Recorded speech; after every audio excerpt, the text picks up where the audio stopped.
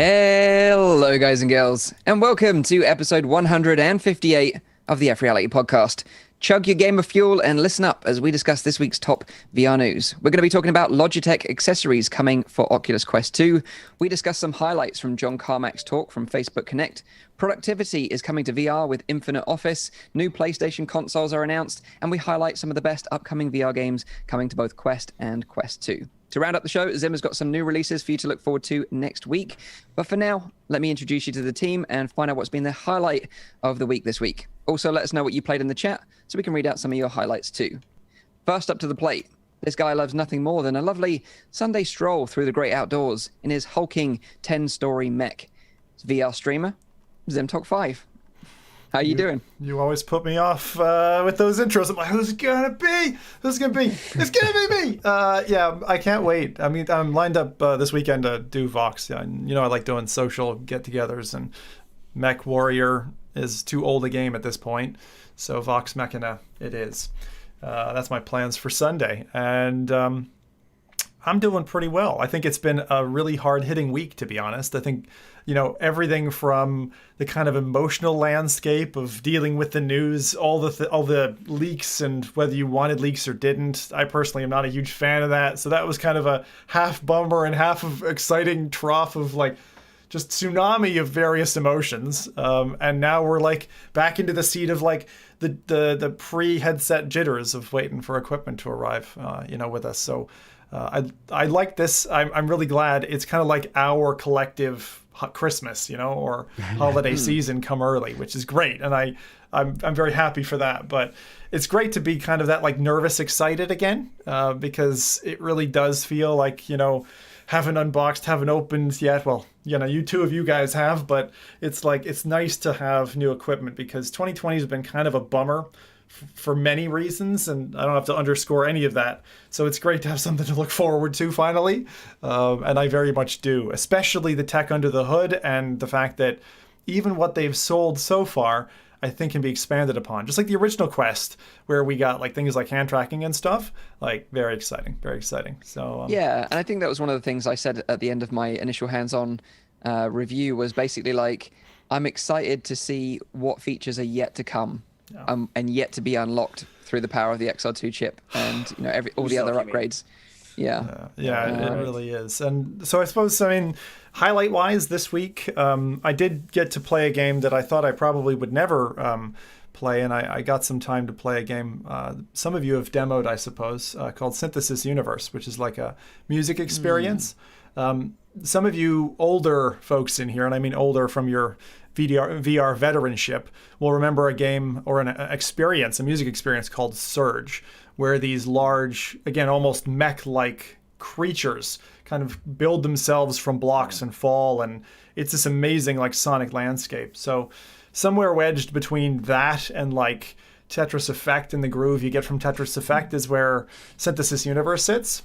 It's not a very expensive thing. It's like $8 or £6, and gives you about 25 minutes of kind of real like bass laden experience. So if you're a music dude or dudette, then that's something that I can definitely put my thumb for, because it's got a level of polish. It took the guy like 4 years to create it, and you can tell like when something's been given that level of detail and things just work well, and there isn't much like HUD interaction, you're just kind of into the experience. Even your height setting is like automatically calculated at the intro and stuff. Like it's just really smooth as a ride. But it's a taster in the end is what you get. I wouldn't say teaser. Teaser's not befitting this. It's a taster of something, and it really does kind of look towards a future of expanding on this universe.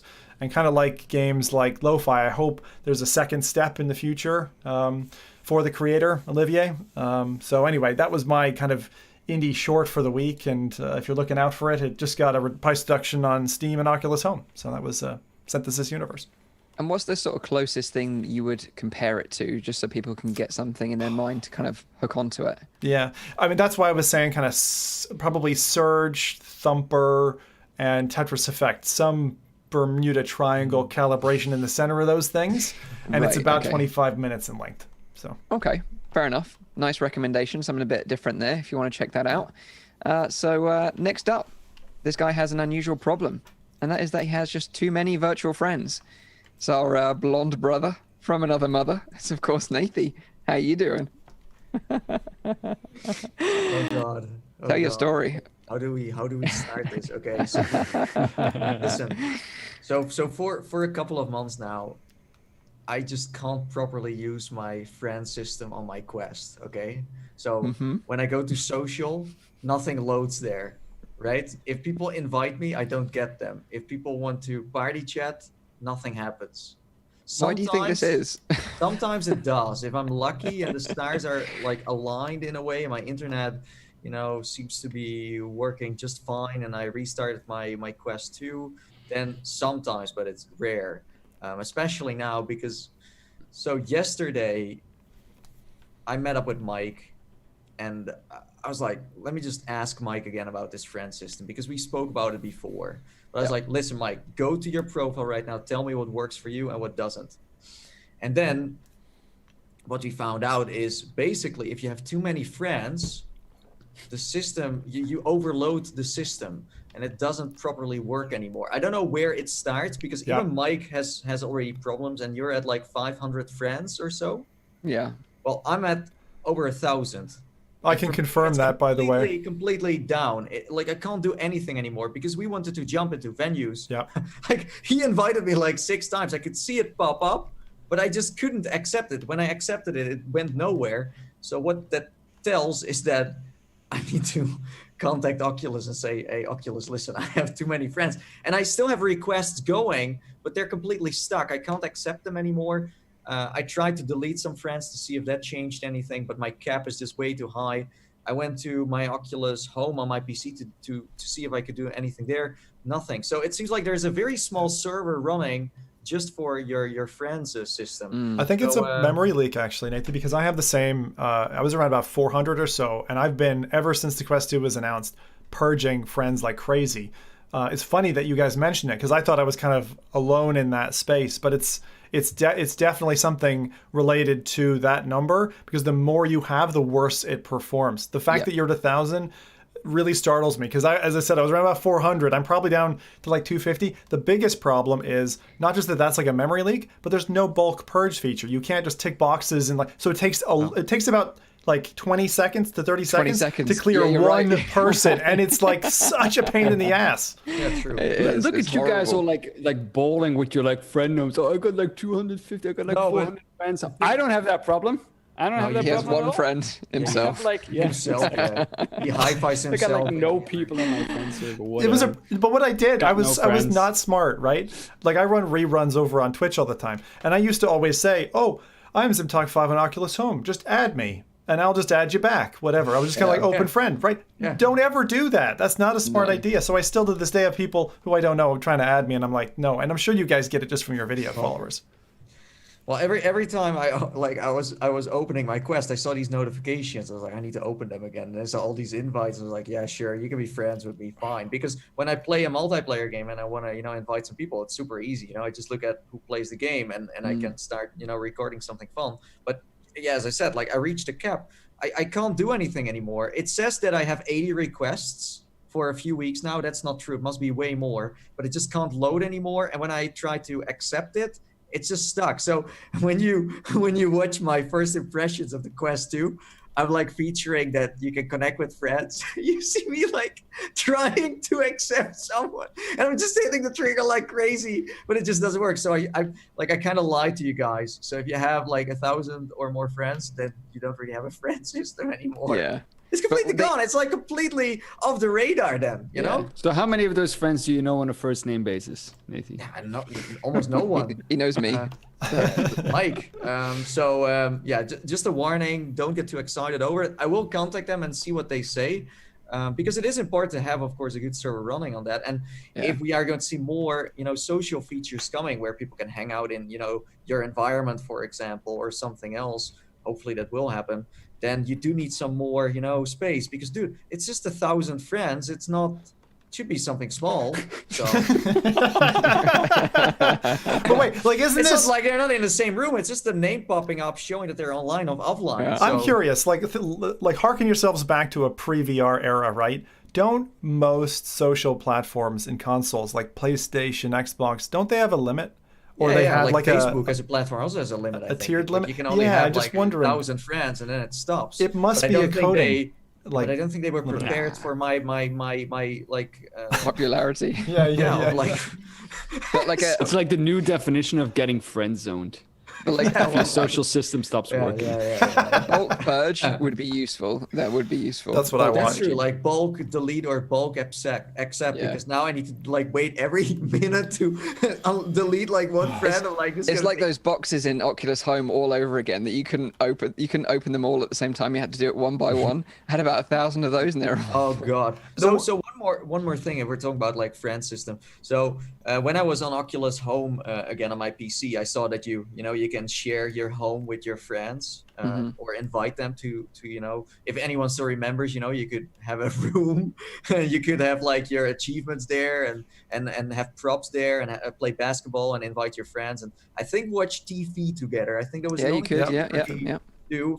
I'm sure like half of the people already forgot because they're all about Quest or Quest 2 now. But back in my days, we used to jump in there. But I wonder like when Rift S kind of like disappears, is that system also gonna disappear? Will it be like? I think it's gonna be cross-platform because Quest must get like an Oculus Room kind of feature, and that must then also work on PC in a way if people want to meet up there. I think they're gonna throw this home system out of there because it's compared to the Quest system, it's kind of ancient on PC. No offense, but it feels quite ancient. Possibly. Yeah. So I don't know. So is that your highlight? Managing your friends list? Nathan's highlight of the week is having too many friends in VR. Yeah. Great. Nice. That's a fun way to start. Dude, the show. I love to flex. I love to flex so much on my, VR friends. Dude. He's like riding around his bike in his like local village and saying, "Yo, bro, you don't even." Yo, guess how many friends I have, man, in this virtual thing?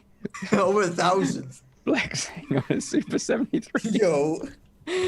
Right. Anyway, enough of that then. Yeah. Next up, this guy is over the moon this week as he finally gets to live out his dream of being a snack for a velociraptor. A bug snack? It's the one and only Rowdy VR, of course. How you doing?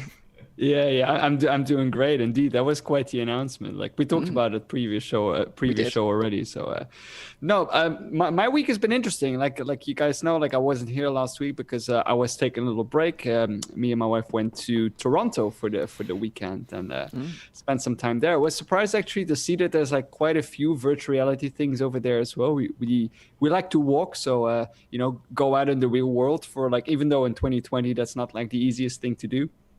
But since it's only like a train ride away, we decided to just go for a weekend and spend some time together. And it was nice. Like we walked around a lot. I saw quite a few virtual reality places. They were all closed, which of course is understandable now. But there's still a lot of cool advertisement hanging up, and I saw there were a lot of neon lights, so that was awesome. And we also went to the tower, the CN Tower in Toronto. Oh yeah, you can like go all the way up there, and they also have a virtual reality tour. So my girlfriend was kind of getting annoyed that I was constantly talking about the VR stuff there. But okay, that's what she chose, so she has to deal with it now. But no, it was great just to like get away for a little while and at least like do some sort of holiday this year still, since we've both been so busy and so focused on work, and I've been doing 12-hour work days ever since I got here, so it's been nice just to like get away for a little while and spend some time. Nice. And also in Toronto, the developers Secret Location are based there. Actually, they're the developers that made Blasters of the Universe. You just gave away their secret location, Mike. Jesus, what you doing? Yeah, sorry. We also went to the aquarium there, the Ripley's Believe It or Not aquarium. Oh, nice. That's cool. It was very nice, very nice. Was it as convincing as Ocean Rift? It came fairly close. They actually had also a virtual reality experience. His wife's just like rolling her eyes right now. This proves once again, Rowdy, that you don't have to go outside because you can experience everything in VR. You can go to the tower in VR. You can go to the aquarium in VR. Although if you do two things when you're in Toronto, one is eat the food there. It's great. Definitely go for some beaver tails. They're absolutely You know, one of the best Wait. Is this an actual beaver tail? Beaver tails. They're You've not never heard actual of real beaver tails. No, what is Of this? course not, Mike. Come How on, many what friends do you is it? have on the What would that taste like? That would taste like rubber, I guess. It would not be like, good. Real It's tail. like I don't know. It's like a kind of fried breaded kind of snack with like, you know, you can put all kinds of things in the middle there, like chocolate or s'mores or whatever. And it's like, you know what smoteable are in the Netherlands, Nathan? Smotebollen? No? What the You heck? don't know that either? Smoterbollen? It's like Smoterbollen. Smoterbollen. Sounds like motorboating. What Is it like a donut, or is it like a crepe, or is it like a waffle, or what? No, it's more like a kind of like fried kind of donut, thing, but flat, and then with like, you know, something in the middle that you can choose. You can like put chocolate in there or ice cream, or I think Carol had like those. I call it those like colorful like kind of cornflakes kind of things. I forgot what the name was of them.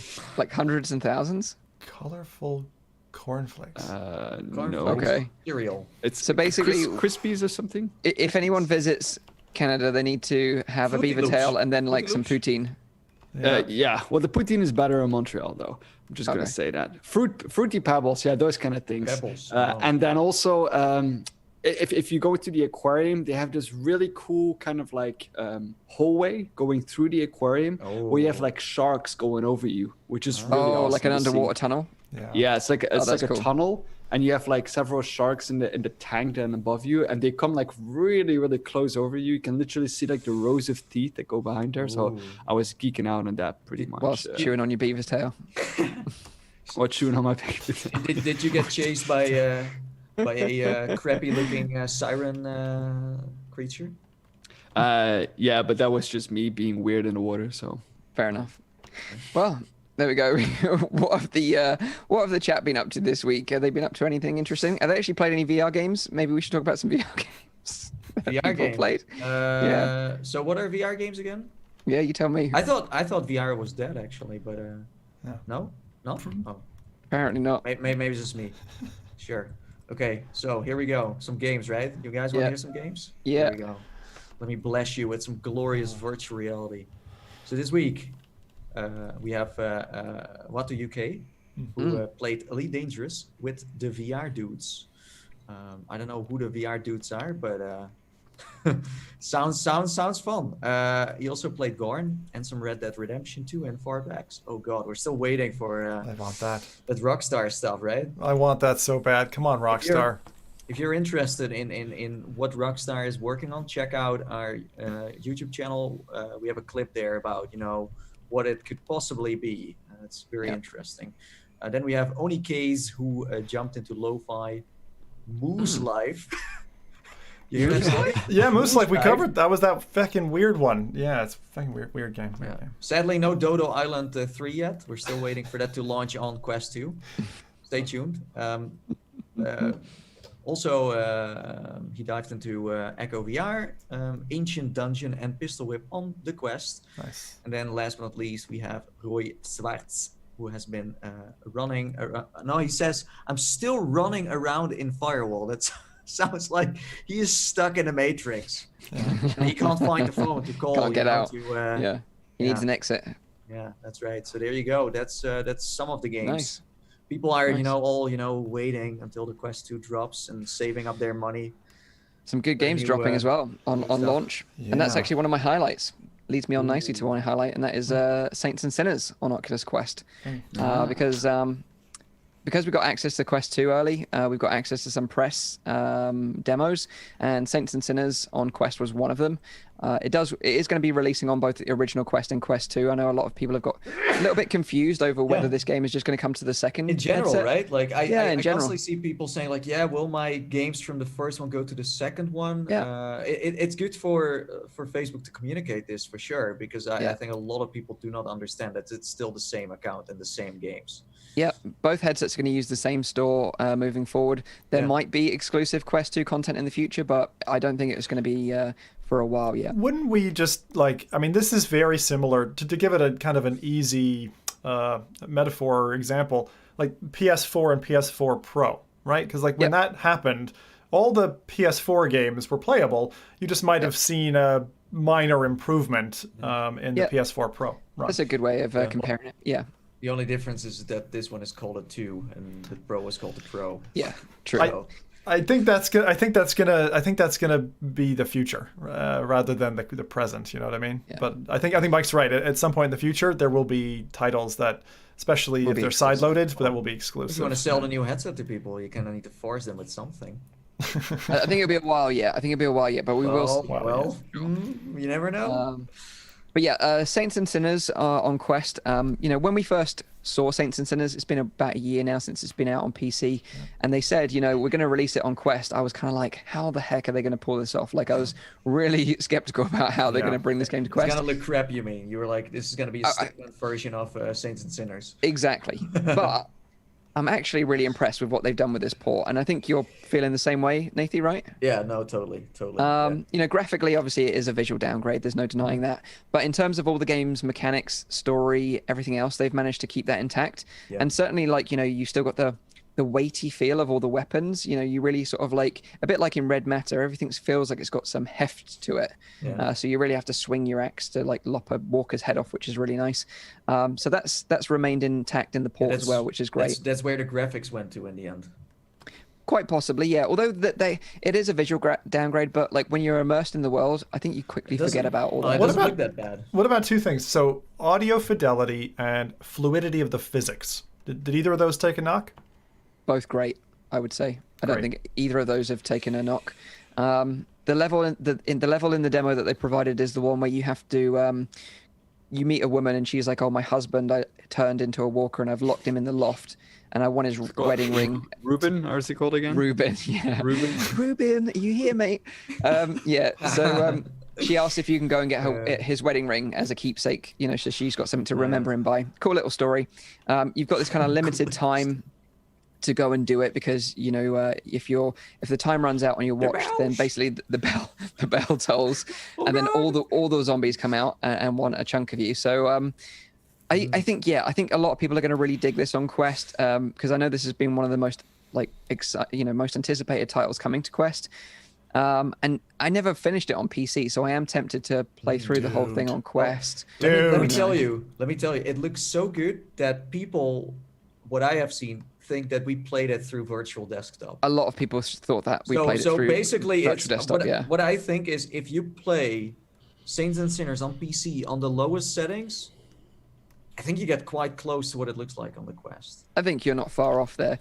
Not far off. But yeah, the game will be launching on both Quest and Quest 2 on the 13th of October, so bang on release. And I think as a release title, I think it's a really solid one. And it's a great showcase for the Quest 2 because you don't see the foveated rendering in the headset. You're playing that game as well. It's a full game. It's a full game, full single player. No party game you probably get 14 hours or something out of it. I mean, it literally is. If I discount Skyrim and push it to the sad corner that it belongs in for right now, it's my favorite VR game overall. I think if you want to be a sadistic fecker and really just go stabbing zombies in the face, it really is going to make you feel panicked in certain situations. The characterization is good. The only kind of downfall for me in the title was because I've played things like the Telltale Walking Dead games, I was hoping that the forking ability to influence decision making would have been more impactful. It's not that it's not there. I just, when the game was first sold to me, that was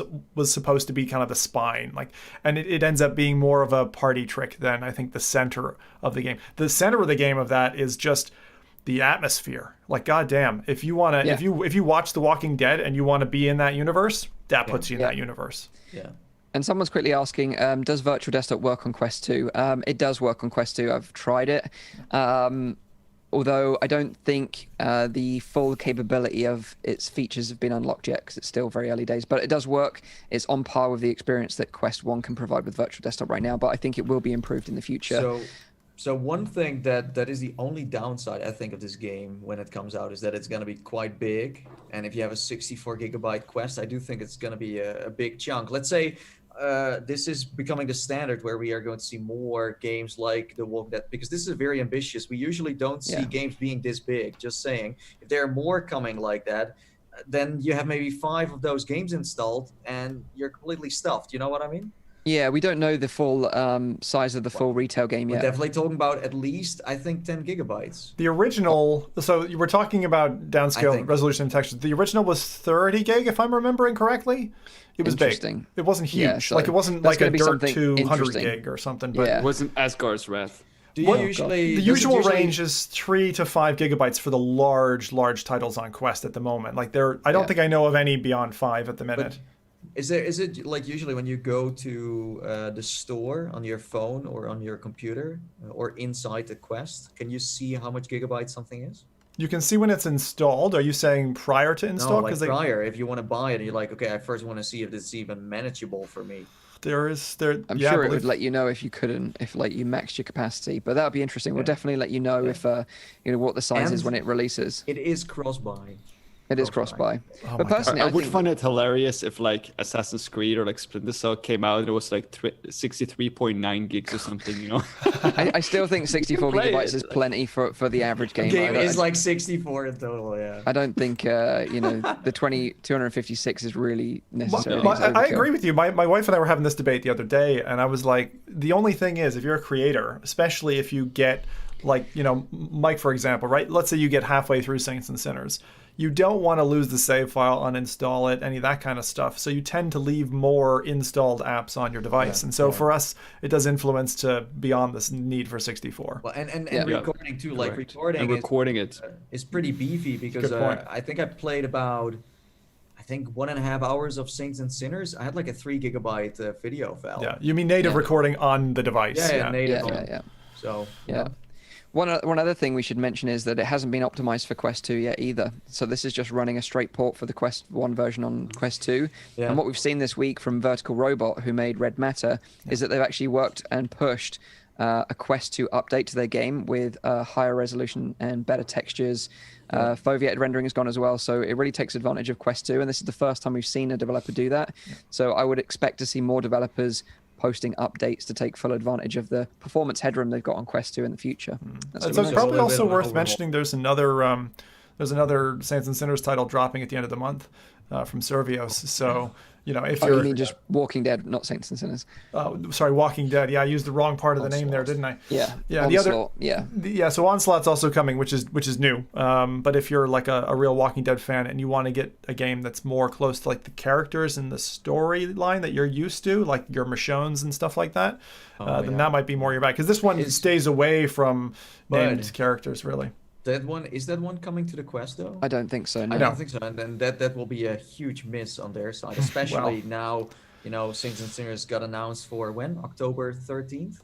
Yeah, release. So then they should have done the same thing, and they didn't. So they still think that PC VR and PlayStation is gonna be it. Well, the funny thing is, right? They rescheduled in part to kind of avoid a conflict, or that's how it seemed. And now they're basically, and again, maybe Skydance did this. Yeah, one step behind again. I think. Yeah. But they were working on more games, so maybe they have something else. They should. You know what they should port over? Survios. The Raw Data. No, not Raw Data. The other show. Sprint Factor. Oh no, Westworld, the Westworld Awakening. That one could work on Quest. I think. It could, yeah. Good shout. Okay, well, let's jump into the news then. First bit of news is some more Quest 2 news, as we're going to be talking about accessories from Logitech. Because with the announcement of Quest 2 this week, we found out that Oculus have some select official partners to make accessories for the new headset, like Logitech and VR Cover are two great examples, and I'm sure more will be added over time. The interesting thing is the Logitech products, they only appeared online after they announced the Quest 2 headset. We didn't get any information really about these accessories up front, particularly what they look like. And they appeared on the Oculus store in America this week. However, these accessories, I don't think they're available outside of the US. So if you're interested, no freaking way. Are we doing this again? Yeah. So both VR Cover and Logitech products are not available officially through the Oculus Store outside of the US, is what it seems from my research so far.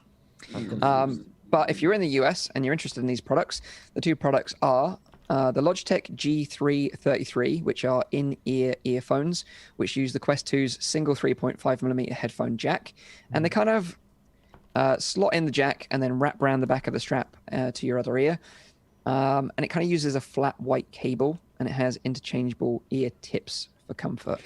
I still find it weird when I see those pictures that they let the loop like go in front. Like I always would expect the loop to go, following the shape of the head to the back and then come back. Because you're using your controllers and there is a possibility. Yeah. I think you can do it around the back. You can, but in all of the pictures that they show, they like show it at the front. Even for like the other accessories, it always goes to the front of it, and I find it so weird. But what makes this so like VR ready special? Is it just that Velcro thingy? Because I mean, I could go to like no, and this is the same. This is the same with both these devices that I'm going to talk to you about. But basically, they've just adjusted like previous products that they've had, and they've just changed the cable lengths to make it VR ready. Because they're VR ready. Okay. No, these are $50. And then you also have like the Logitech Pro gaming headset, which is a pair of like over-ear headphones. This is the kind of headphones that I would recommend to use with the Quest 2. But this basically is their pro gaming headset with the addition of a shorter cable. Basically, they've shortened the cable, the audio cable to like 30-40 centimeters, so it doesn't hang down and get in your way when you're playing. Isn't there an opportunity for audio companies to make something that is made for VR? Or is it just fine to use whatever is available from the outside? Well, this pro gaming headset is $100, so it's quite expensive. And like you say, these are just kind of like products that already existed that have been adapted. Now they're like Oculus ready, although there's nothing really different there. Certainly, I feel like Oculus missed an opportunity to make a audio solution tied to a head strap.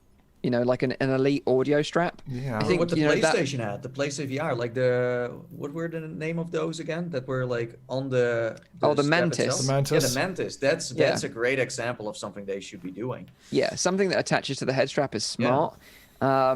But making an audio variant of the Elite strap would have also been a good move from them, and I would have bought one in a heartbeat. Index speakers. Oh yeah, please. Oh god. Although talking about Valve Index speakers, the FReality are making VR ears, which are those like Index style headphones for Quest and Quest 2, and apparently they said that they're going to be releasing clips for Quest 2 as well. So when they launch, so that is going to be a decent solution. It looks like, but they are powered, so just bear that in mind. And they will like launch independently, or will they also be part of this new program? Who knows at this point? I think they haven't announced themselves as an Oculus partner yet, but so likely independently.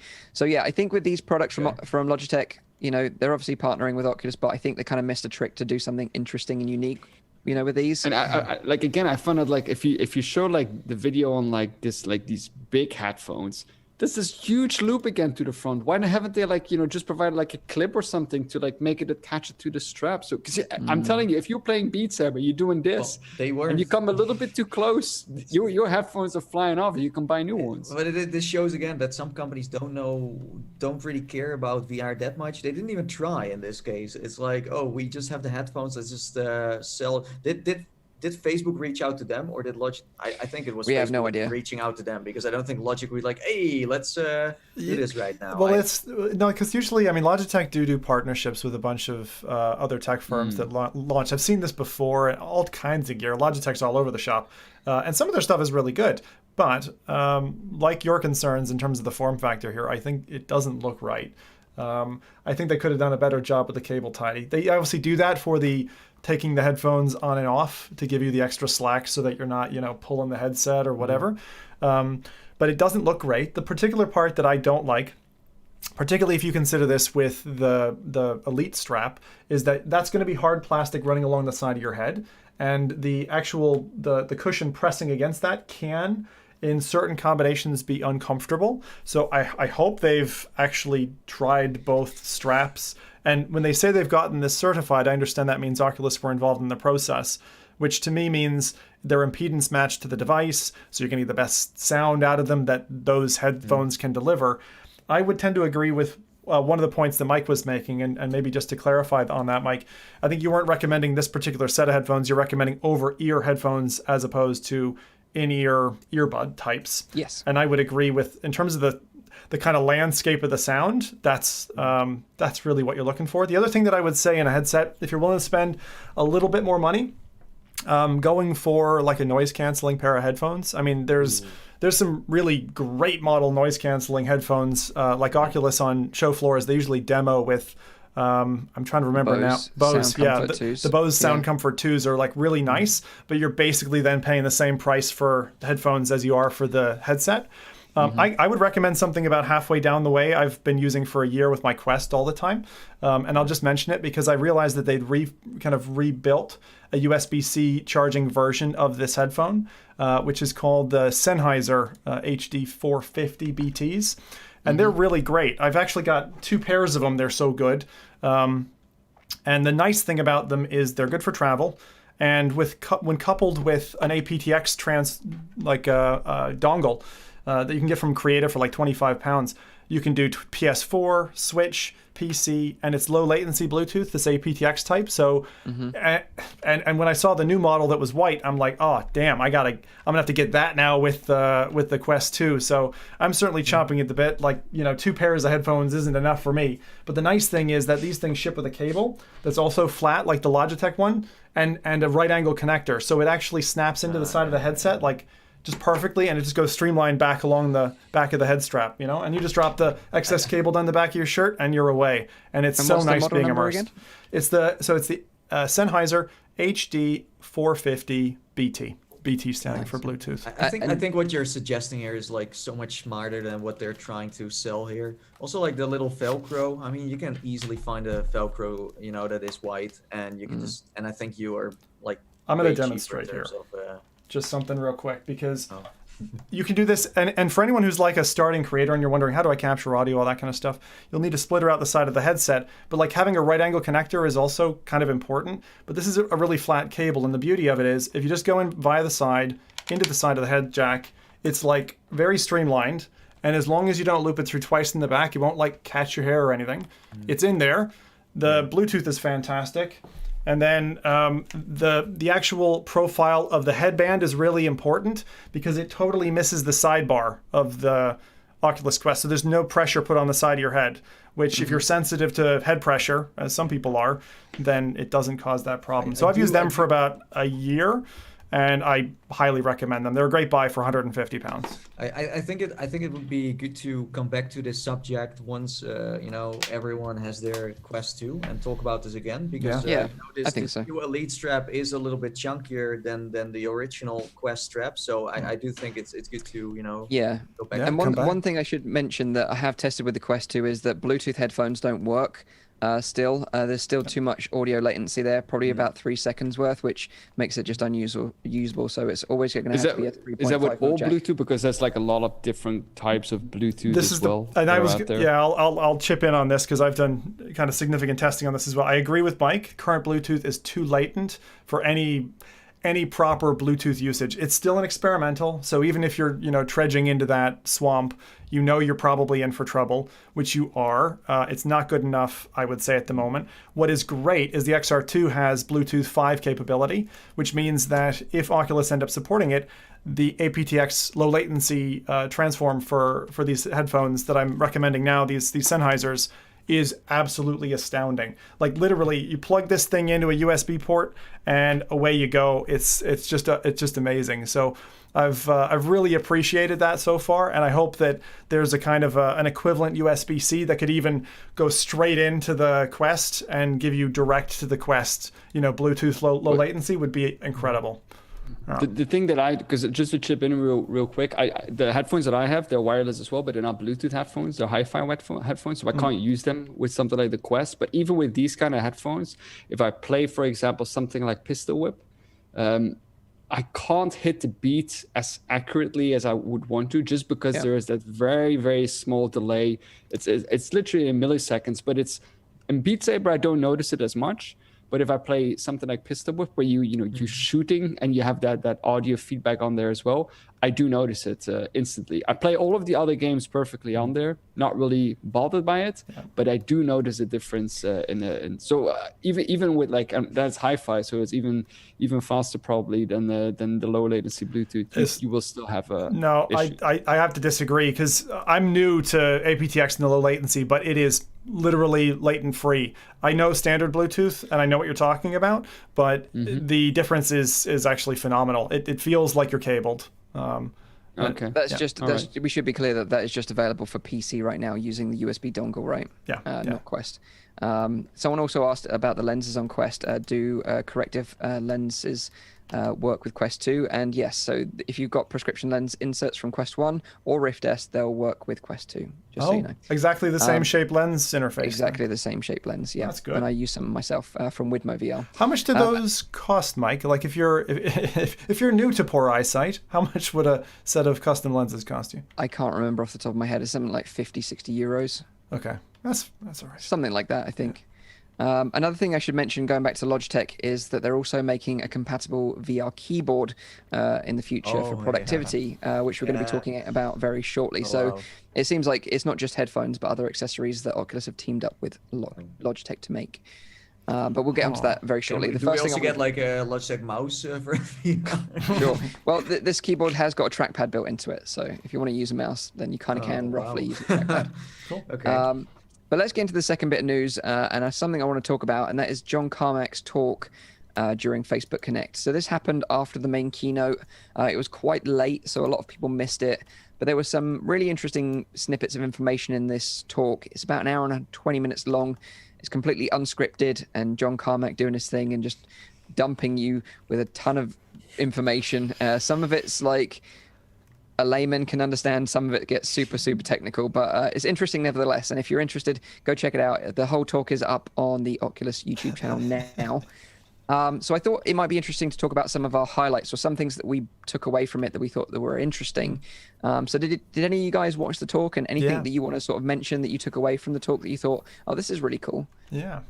I think the thing that stuck around for me with the most is probably a thing that we'll be talking about as well. It's like when he talked about the connection using Link and the decompression signal, and that, you know, he specifically mentioned that even though they're kind of like phasing out the Oculus Rift S and the Oculus Rift, that they're still always going to try and, you know, closing that gap between mobile and PC. And he believes that we can get very close, but I mean, it isn't perfect yet. It will still be a better experience on PC, mostly due to, you know, compressing the signal. And I think that the major thing is probably latency, and they want to reduce that as much as possible. But yeah. Yeah, certainly talking about Link, because, you know, he said that they had like a real internal turmoil, almost like debate about wired versus wireless solution. And, you know, obviously everyone was kind of arguing like, oh, it needs to be wired because of like consistent, you know, performance. And his argument always was, there are people right now as we talk that are using wireless technologies to play like PC VR content wirelessly on their Quest. And if people are doing that, then we should be, you know, trying to cater for those people as well. And I think he's 100% right, because virtual desktop, wirelessly sending, you know, both Oculus and Steam VR content wirelessly to the Quest is an amazing experience. If you've got a 5 gigahertz Wi-Fi connection, it's great. That's fantastic. It's also freeing. Like, the thing that I've noticed the most about it as a guy who's got a bunch of PCs in his house is if I want to, you know, have my PC interface in a different room, I can. If that means administering a server that's in my attic or going downstairs to play Minecraft or StarCraft with my kids, I can. That's the only way I can do it. Like, otherwise it's drag my PC downstairs or play from a different room and not be able to watch the kids properly. Like, it's weird. Like, but it enables you to do things that you can't. To us, we're obviously all sold on it. I think, you know, if you're sitting around that exact table, you're saying, is my average consumer going to use it? And the nicest part is, like what we were saying about the Bluetooth stuff, with the XR2 chip in there, it is a reasonable future to predict coming to us, you know, even if it's not an available mechanism right now. But on the other side, they are selling a lot of those fiber cables, and if people are using wireless, they don't need to buy it. So it is some extra incentive to make. Another thing I should mention is that a lot of people have been confused about Wi-Fi 6. And as far as we know, from what we understand, Wi-Fi 6? First, explain what is Wi-Fi 6, because that sounds like a new UFO that just got built. Okay, so you got 5 gigahertz Wi-Fi, which is pretty common now. You got 2.4 and 5 gigahertz Wi-Fi. They're kind of like standard sort of Wi-Fi ranges. Yeah. Wi-Fi 6 is basically, you know, from what I spoke to Zim about this before the show as well, that it's going to be a new standard that basically increases the bandwidth of the wireless signal. So you're going to be transmitting or receiving data, you know, in the gigabits rather than hundreds of megabits. Yeah, exactly. Which means, fidelity, quality, frame rate, Faster. everything else can be increased. From what we understand so far, the XR2 chip can support Wi-Fi 6, but it's not something that Oculus have enabled in their chipset yet. Just like the low latency Bluetooth that Zim was just talking about, it's capable of on the XR2 platform, but it's just not being enabled yet, and it might be a feature we see in the future. This is very much like those RTX cards that NVIDIA was pushing, because it's like, here's like on die, you have the capability to do this awesome stuff. It's not doing it today, but the potential is there. And it's super exciting because we've seen Oculus and Facebook be actually quite aggressive on those technologies. So if anyone's going to push that stuff as a competitive advantage over their would-be competitors, I think they would push for it. I mean, they've got a huge team doing R&D, and obviously they've got what feels like an unlimited budget on it. Whether that's for good or for bad, we'll see. But I love the fact that they're pushing that envelope, and we're seeing developments just soldier forth. I mean, can you imagine? Less than a year ago, we didn't have hand tracking, and now they barely mentioned it, and it's like such a nascent technology. It's just it's a very interesting feature that I think will catch the eye of people. They first put on a Quest, they're like, holy wait, how's it getting my hands? I mean, that's the experience I'm expecting from new VR people. I think if we're talking about Link, since this will be the only headset they are going to sell, and they want it to be, an all-in-one headset, then they need to cater for both, because there are going to be so many more people also from the PC VR side buying this, because again, it's cheaper also as a PC VR headset. So people are going to be like, I want to play wirelessly. Tell me more. Yeah, and I think I should probably state as well, because I get asked this question a lot just recently, like how I would compare Rift S to Quest 2 using Link right now. I would say the two experiences are like comparable, like they're pretty similar, to be honest. There's no real major advantage with either of them, other than for me, the field of view is slightly greater using Quest 2 because the lenses are close to my eyes and my IPD is in the middle at setting 2. If you have a wider IPD, it's going to reduce some of that field of view somewhat, so just bear that in mind. However, Link is coming out of beta, and I think it's going to be around the release, around the 13th, mid-October anyway, hopefully. And they're talking about taking full advantage of the bandwidth of the official Link cable to enable the full resolution of Quest 2, and also to enable 90 hertz. So right now, I would say the experience is comparable with what you'd expect with Rift S. However, it's likely going to be better in the future, so just bear that in mind. But obviously we don't know that for sure just now. So that's kind of my answer on that. You go, Nathan. It's a dangerous game to stick with your Rift S anyways, because it's not going to get any updates. So there's not much choice, or you have to jump to other headsets, but the Quest 2 is early days. It's only going to get better, I think, from here. So you were asking about the takeaways from the conversation, and actually Carmack is a guy who, because he's unfiltered, because he doesn't sweeten things, and he's not a salesperson, I really appreciated him mentioning, kind of similar to what you guys were echoing last week, which that almost too good to be true combination. He talked about, in most situations when you're making an engineering decision, you're talking about the triangle of constraints, and you're saying, okay, I can get two, but I got to drop one of them.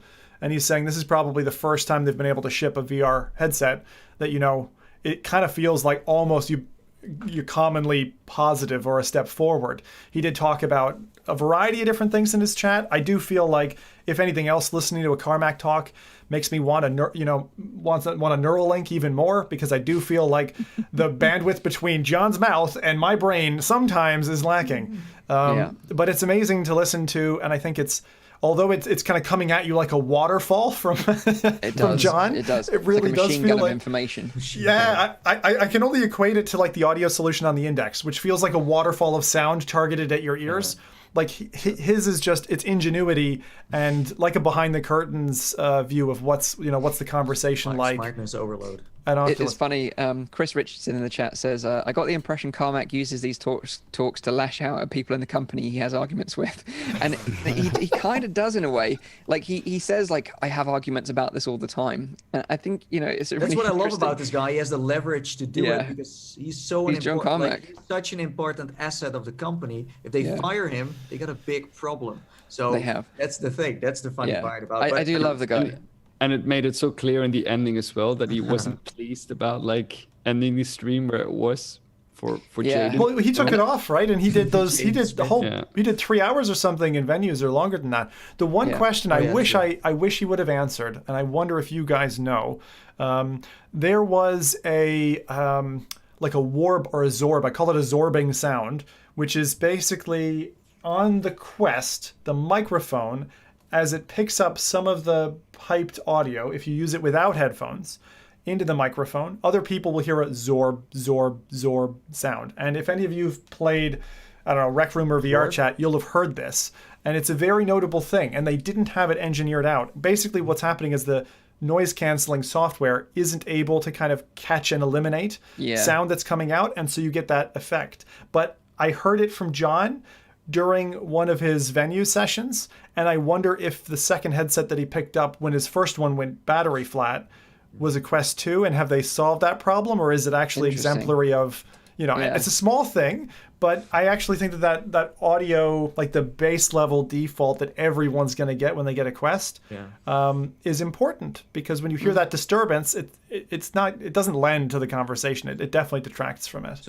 So something crazy that I heard most people talk about after he gave his talk was that we all know that the Quest 2 will support 90 hertz later, in games, but also in the menu, just everywhere. But then this guy is just taking it to the next level. And he's like, yeah, but 120 should also work in a way. It's like, what the heck, dude? I'm like, forget about the 90. Just go with that, man. Like, I would love it, but I mean that's of course like pushing it to the limit. Yeah, he said that the display was capable of up to 120 hertz. That's and crazy. I wonder if, with the power of Link and the bandwidth of that cable, that they might be able to unlock that in the future somehow. Yeah, because you keep on saying unlocking, so they really have the keys for that. There is no one smart enough from the modding community who can kind of hack into it. Like, hey, we found it. Let's go. I think the problem is far more in the the compression of the signal and to have an efficient decompressing. Because that's probably where you lose a lot of time in as well, and that you need to have those two processes almost happening simultaneously in order to get like a really fast like decoding. So what they're doing with the decompression, the compression is basically like losing a large part of the information that they then try to get again from almost in real time, and I think that is what is causing it. But that wasn't specific to Link, was it? Like, I think that from what I heard from Carmack, like, that 120 is possible on the chip today. And but this is what like Alex Meji makes a really good point, and this is something with the original Quest as well. Like the original Quest was capable of 90 hertz, but it was locked, and that was what they got certified for. Yeah. And he seems to think that this is a similar deal with the Quest 2, that it's been certified for 72 and 90 hertz and potentially not 120 hertz. So he says he doesn't think it will ship ever officially. One of the things that holds that back, when you create a new electronic device, like in the States, for example, there's other regulators elsewhere, you have to put it on the table and get it certified to then be allowed in consumers' hands. So you can't tinker too much. Probably. Yeah, he did mention the thermals, and he said that it could do double what they were cooking it on. But But the 120 was really more as like an experimental feature, because he even suggested for some people that if they want to try experimenting with that, then he'd be very interested in seeing like the results of that. But I never got the impression that that was like someone making it, or that he was suggesting someone to make a full game trying to hit the 120 mark. Yeah, exactly. In the chat, someone has the perfect solution. It's Max Fernandez, who says 120 hertz, feck it, even if my Quest 2 explodes, I could just buy a new one. I'm not. Yeah, but this is the Tesla button thing, isn't it? It's like, just jack it up, get it performing great. You know, if you let humans do it, they'll do it. And this is really funny to me, because it's like we've just gotten the biggest Christmas present that we could want in 2020, I think, in VR, and yet we still want more from it. Want more. We're so over entitled. That's like, dude, that's what we call VR enthusiasts. Yeah, over enthusiasts. One other thing I want to highlight that I picked up on the talk was that he said that the controllers were an expensive part of the production process, and it took a lot of money actually to include them with the headset. And he kind of hinted at a future version of Quest that would ship potentially without controllers and just utilize hand tracking.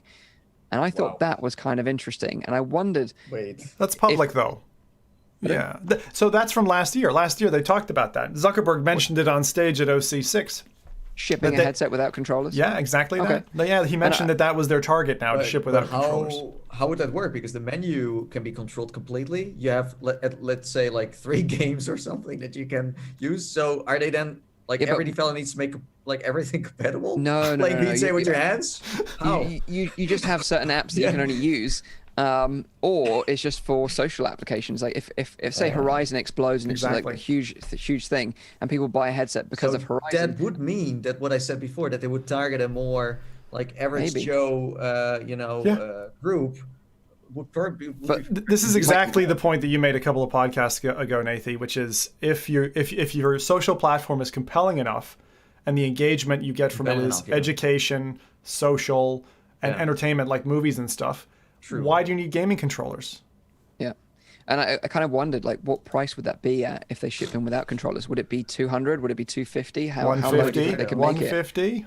Oh, I don't think they'll make it that low. 200 Maybe it's just $20. Incredible. Maybe it's just $20 because the rest incredible is controller. price. Well, we're not talking about tomorrow, Mike. So think if they 6 months from now, a year from now, we're able to push that headset. You just get at like free if you get like a paper or something. But can we get like a magazine subscription? The best thing this man said, and Mike told me about it because I couldn't watch the last part of it because I was completely, I fell asleep basically because I was so tired of making videos and stuff for my channel.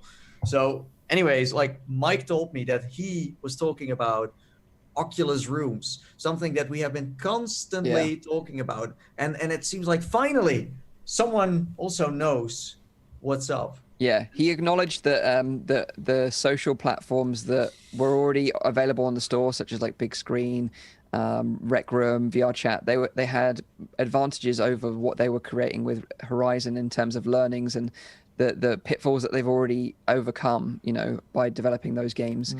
And he kind of suggested that they'd already made some really great social VR experiences through Oculus Rooms, and that they should have tried to at least have that available now, because Horizon isn't available now, to fill the gap. Because Rooms was a great experience, but he said that it would have taken too much work to adapt it to 6DoF over 3DoF, and that's why they didn't do it. But he did acknowledge that it was probably one of the best social experiences they've made to date, which I totally agree with. Like the only thing that was heavily integrated within the Oculus menu itself wasn't an app; it was just your home.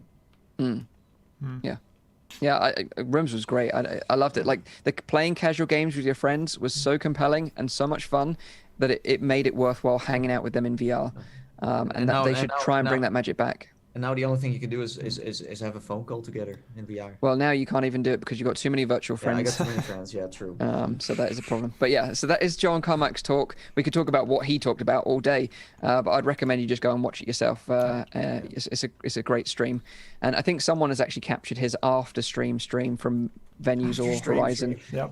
So that's available online if you want to go look it up. Did anyone check out the after party? Zim. No, dude, it was 4 a.m. I was like, I had just watched Jaden Smith dancing under a fecked up low pixel rainbow. No, I was done. It was really bad. Wait, that was in Oculus Venues, and you just watched an event, and that was it? It was also on Facebook in their 180 kind of format. Oh, interesting. My general impression on Venues is positive, but the thing that it really disenfranchises me with the whole thing is fucking no beards. Like, what the hell, guys? You want us to be just Wii characters? Look at Nathan. You want us to look like this guy? Dude, like every Wii character had at least a beard, man. So, but yeah, everyone looks like me right now. It's super weird when I'm in there too. I'm like, wait, is that me? Oh no. We need to take to the streets, protest. We need beards. Give me my goatee back, please. Signs and Venues. We need beard. We need beards. We're testing Venues. Zuck, give us a beard, please. Yeah. So yeah, that is John Carmack's talk. Go check it out. It's available as a full stream on the Oculus YouTube channel. Next bit of news is that Oculus and Facebook's plan to bring productivity to VR is going to be happening in what they're calling Infinite Office. So this is kind of interesting. Oculus right now is kind of like a gaming platform, but they know that for real mass adoption, they're going to need to provide, tools for productivity alongside gaming and media consumption. And Infinite Office is kind of their idea of where they're going to be heading in the future with this. Uses a combination of features already available on the platform, such as hand tracking, multiple browser windows, messaging, and pass-through mode, all kind of combined together in a little suite of tools that kind of make it nice for productivity. And in addition to that, they're also going to be utilizing this Logitech keyboard, which I mentioned earlier in the show, in a kind of, it's kind of a weird split between the virtual mode and also a pass-through mode. It's kind of half and half. So like when you kind of glance down at your hands, it's kind of in pass-through mode, but the top half is in the virtual mode.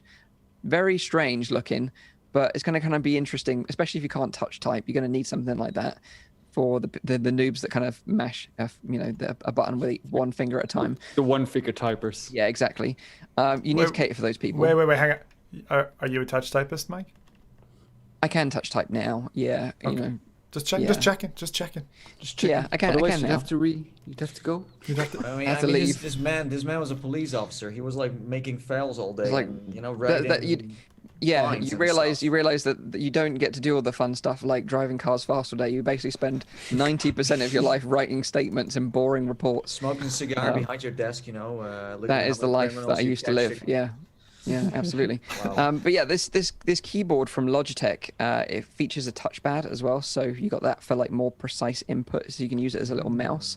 And it also shows phone notifications in this new sort of like Office Infinite. So if someone sends you a message via Messenger, for example, that could pop up in your display. So while you're working, you can get notifications from the real world, which is kind of nice. But it's kind of interesting. I think it's just interesting that they're pushing this so early, because I still think it's really, really early days for productivity in general, because I can't imagine me particularly wanting to like write scripts or stuff or edit videos in VR right now, but it's clearly the way that they want it to go in the future, and I think that's why it's interesting. Well, at least they're ready to go, for when it does, take off. I mean, innovating on this space is not a bad idea. With keyboards too, like I think we saw a keyboard once before a few years ago in VR. But it was very expensive. Logitech? Like, I don't know. $400, $500. It was very expensive. I remember. But anyways, like it's good to kind of experiment with tools that are already there, like a mouse and maybe a keyboard and everything else that goes with it for VR. Because I do think some people are already remotely working in VR and want a keyboard. I want to do that. I've already said that a couple of times. Like I would really like to get my workspace into a virtual reality environment, and I think that what they've shown now, I'm very excited about. Just like having multiple screens, especially with the increased resolution from the Quest 2, the better lenses, no cable, that you could do it pretty much anywhere, and having a keyboard possibly in there. Of course, I don't know how it will work and if it's properly done and if it's actually practical. I mean, no one has ever done that before, I guess, in such a way or such a format. But it does make me excited about the future. That I bought this giant monitor, and half of my living room is an office. But maybe in the future, you would have your office in a virtual space, and you wouldn't need so much space in your house for a specific room for that, which I think is very interesting from a business perspective. Yeah, I like it. Especially considering the crisis that we have right now. Not everyone has an office at their home where they can work at. Yeah. But having something like that might actually improve that kind of thing again. I like it. My only, I always go to the dystopian future whenever I see these things. Like straight away, I see their video, and it's like, okay, when are the future police coming? Are they going to come and cuff me? And I just think about all the Hollywood films that show these virtual screens and all of that. You'll know what I'm referencing. But in terms of the actual capability, I think the Quest has been begging for this ever since the pass-through mode was shown. And actually, when Carmack, just to link the two topics, like when Carmack was talking about the pass-through cameras on the Quest 2 and how they're still kind of the same level of fidelity as on Quest 1, it's still this kind of monochrome, relatively lo-fi camera, but that they're still able to get this great tracking out of it. Why would I necessarily need a physical keyboard? Could I, if you are a touch typist, couldn't I get a digital keyboard to kind of pick up my finger movements and discern what I'm trying to type, and then just help me along with that instead? So that's kind of a solution that when we were talking about, a headset that ships, that you buy, it doesn't come with any controllers. Well, what if it has a virtualized keyboard that you can just put your hands on any flat surface and type away? That means you could hop onto a train, do your reports up, and all you're carrying in your bag potentially is, Quest 2 without the rigid head strap, and you just pop it on, do some work before you get to the office. And it solves a few things. One of them being security. No one can look over at what you're typing, and I see That's constantly people pulling up documents on a 7 or 8 a.m. train or flight, where it's like, you should not be showing that to all of us. That is you're looking at, that's a merger information right there. That's non-public information. Yeah. So, no, that's a really good point. And people want to know in the chat, what future crime are you actually trying to plan? Oh, plenty. It's me, plenty. You can't trust old Zimmo. Where does he start? Don't worry, he'll probably stream it as well. It'll be live. Just imagine, when you start playing GTA, that's Zim in a couple of years, and then he just does everything you can do in GTA. Yeah, so actually that's a good point that Watto UK made. He said so now you can put your headphone, your VR headset on, and nobody can see what you're working on, but everything around you can be stolen. Because it was like a half pass-through mode, so you would still have some awareness of what's going on in the real world around you. But I think it's super interesting, and this is going to actually be releasing in an experimental release later this year, so it's going to be happening pretty soon. So it's going to be interesting to see how people react to this and if it actually gets used. I'm looking forward to that. I forgot one small story from OC6. When I was flying out, I got caught in Paris flying to California, and there was a guy I was demoing to, and when he handed the headset back to me, because everyone was gawking at him or whatever, I had the headset on, I was using a tap pass-through mode, and people thought they couldn't see me, and even this little boy walks up and goes, makes a face in front of me. And it's funny because if you aren't familiar with VR tech, you don't think that the person in the headset can see you. See you. That's a really good point. Yeah, it's hilarious. That's a really good point. Nice. So yeah, that is Infinite Office coming out later this year as an experimental release for productivity in VR. It's going to be interesting to keep a track of that. For sure. Next bit of news is about side loading on Oculus Quest. A while ago, we had the creators of SideQuest on the show, and we knew back then that a new side loading process would be coming from Oculus for Quest in the future.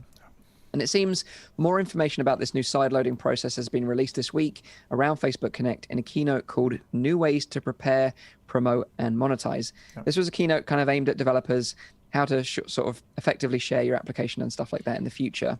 And this new process provides developers access to a new release channel that will not require Oculus Store approval. And this is the key part here because, of course, we know it's a strict curated store. You need to go through a pitch. You need to be approved by Oculus to be on the official store. And that's where kind of SideQuest filled the gap. But now Oculus are offering their own solution to that. And basically, they're saying that apps will be able to be free to download, or developers can even monetize apps that aren't going to be on the official store, which is interesting. Yep. So this will be a great way for developers to get games out there for people to test on a wider scale through beta testing, and also share just experimental and interesting content that just might not hit the quality bar for the official store. So the distribution of games using this channel will be done in a couple of ways. Firstly, developers can provide keys and provide them individually, which is how kind of early access game keys work now for content creators, for example. Yeah. You get sent a key from the developer, you can redeem it through your Oculus account, and then you can add the game to your library. Simple. The second way is much more interesting, and this is where developers can create a unique URL, which can be posted anywhere on social media, which users can use to be directed to the Oculus app, and then they can remotely install the game onto their headset. So let's say, for example, the Hand Labs experience that is on SideQuest right now, only available through SideQuest sideloading. The developers could say, right, we want to share this new build with everyone. We're going to post on our Twitter account the new build link. Anyone could click on that link, and if you're using a mobile phone, it would go straight to the Oculus app on your phone, and you could add that experience to your library, which then you can either install remotely if your Quest is turned on and nearby and connected to your mobile device, or it would just be added to your library that when you turn your Quest on, it'll be there in your library and you can download later on. And I think that is really, really interesting because it cuts out all of the nonsense that you have to deal with side-loading content, creating a developer account, loading APKs.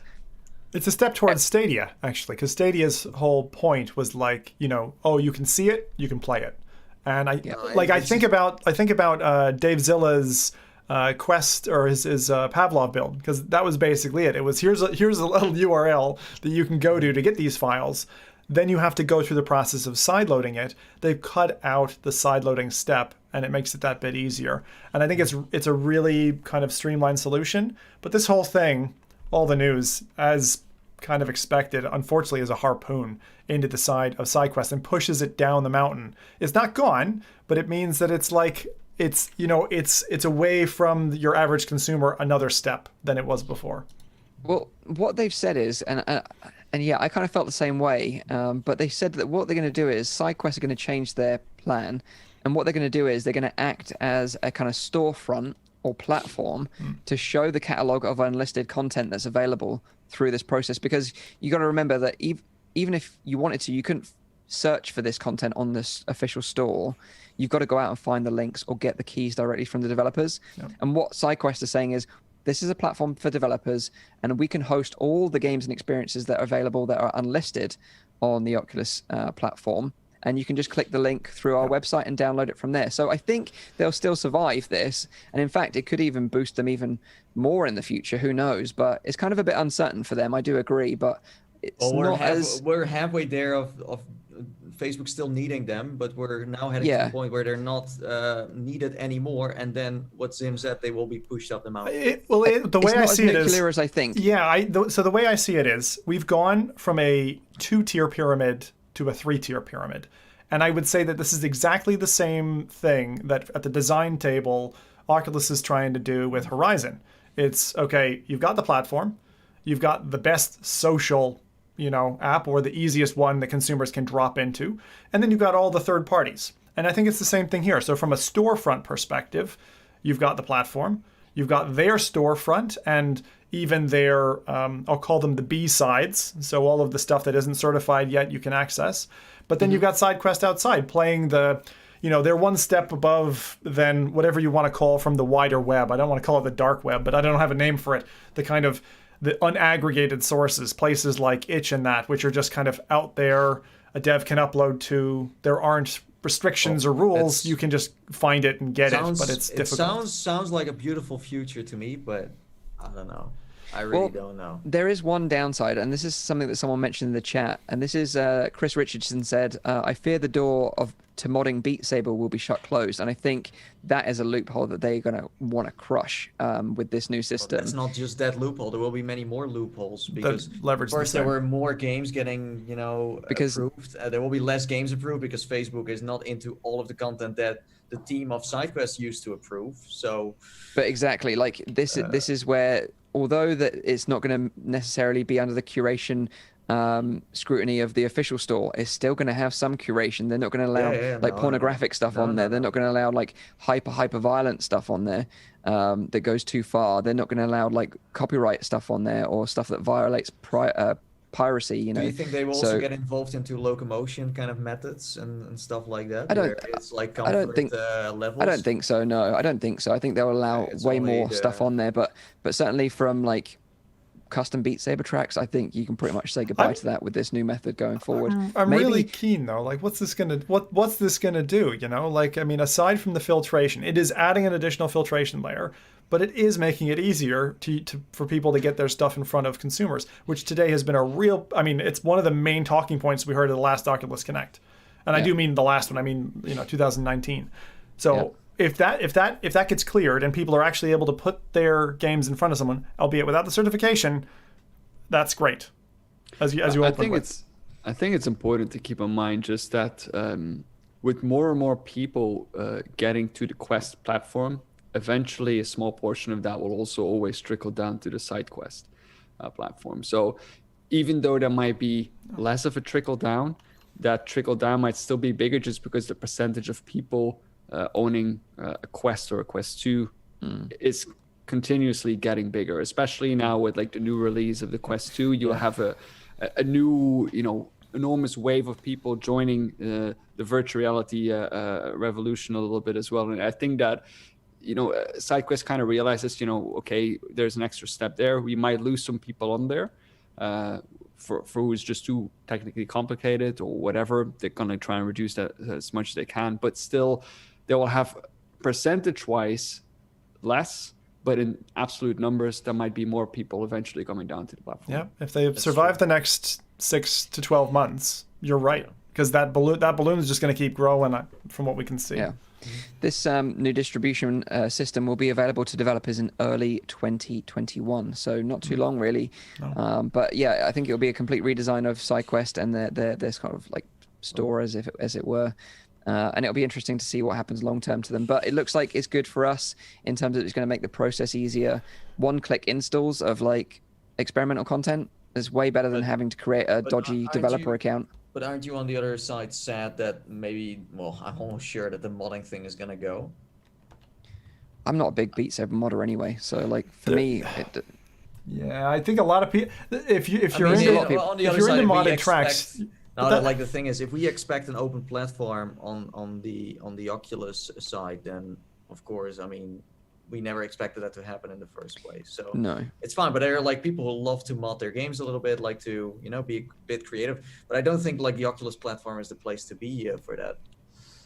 No, the PC platform is the place to be for that, and if that's what you want, then that's what you should really go to. The thing is, though, you're on a melting iceberg anytime you're in a space which is not strictly legal, and modding Beat Saber songs in that are not licensed for that use case is not strictly legal. So, as sad as you can be, you got your time on the iceberg. Be happy about that.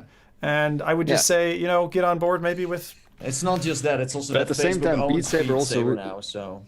But also Beat Saber wouldn't be as popular if it wasn't for the modding community. 100%. That's true. 100%. No, I do agree. It's a two-way street. Yeah. It is. But that is the new side loading process. Definitely going to be easier for us, but it might not be as easy for SideQuest to survive. One more question. I didn't see this in their releases so far in the information now. How is it going to look to consumers that are using this platform for that uncertified content? Are we talking kind of a shadow store, so you have to select a drop down and then see the secondary showplace, or is it going to look like what we had on Rift when it first landed, and you had this kind of less you quality you won't be apps? able to find it anyway, other than if you've got the URL or a key from a developer. Okay, so they're saying it's not going to appear in the store at all. Nope. Okay. It's going to be unlisted. So it's a bit like an unlisted YouTube video. If you're familiar with how YouTube works, an unlisted video is up on YouTube, and you can provide a link for someone to watch it, but no one can search it and find it. I'm surprised they still don't go for like some kind of green light system within that, where people can vote it up, and then they also get an idea from the community if this game is really what people want to buy or not. I think there will still be a big there'll be a huge audience of people that still want this stuff, and the fact that they can buy it is going to be great for developers. I think they're going to be able to make money from it. Stuff that is on SideQuest can be on the official store, and it's all fine. This is the revolution we saw on Steam a couple of years ago, right, with green lighting. And I'm really interested, like, once we press that, let's say, unlisted link, do we get to see a page that has images of the game, a download button, and the ability to leave remarks? If we do, then it actually would be Oculus building up a system that could very easily be transformed into a green lighting system later. It does. So it does have a storefront. It does have like artwork and stuff like that from the images that they've shown so far. Good. I think if it reaches a certain amount of downloads or a certain amount of like ratings or whatever, that should be the access for a developer to get onto the official store. But that's not going to work. I don't see Oculus going to do that. They still have.